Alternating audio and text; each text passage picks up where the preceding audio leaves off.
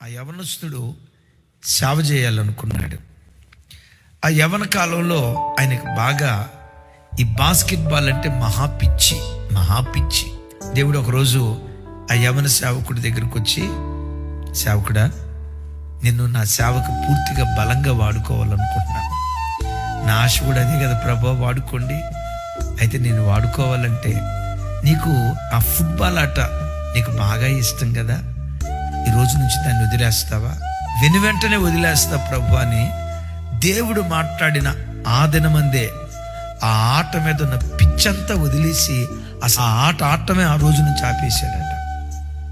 నీతో ఒక మాట అంట, ఈరోజు వాక్యం వింటున్న నీ బ్రతుకులో సెల్ ఫోన్లో వీడియో గేమ్స్ ఆడే అలవాటు ఉందేమో, ఈరోజు వదిలేయమంటున్నాడు.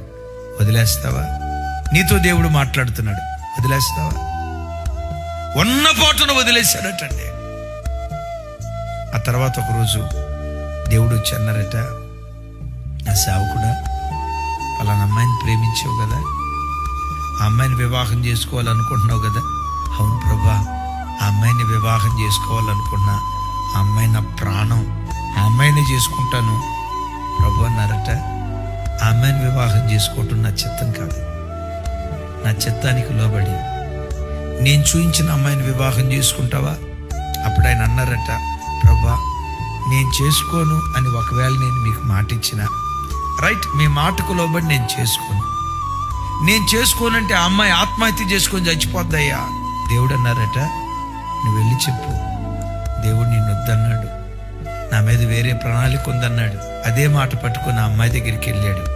నేను వివాహం చేసుకోవటం దేవుని చిత్తం కాదట, వేరే ఒకళ్ళని చేసుకుంటాను. ఆ అమ్మాయి అందట, దేవుని చిత్తమే సిద్ధించునుగాక అందట. సరే, దేవుడు చూపించిన అమ్మాయిని వివాహం చేసుకున్నాడు. దినాలు అట్లా గడుస్తున్నాయి. ఆయనకు వాచ్ అంటే మహా ఇష్టం అంట. ఆ వాచ్ పెట్టుకొని ఇట్లా వాక్యం చెప్తా ఉంటే దాని మీద లైటింగ్ పడి అట్లా ఫోకస్ లాగా లైటింగ్ పోతా ఉంటే అది ఒక సంతోషం కూడేదట ఆయనకి.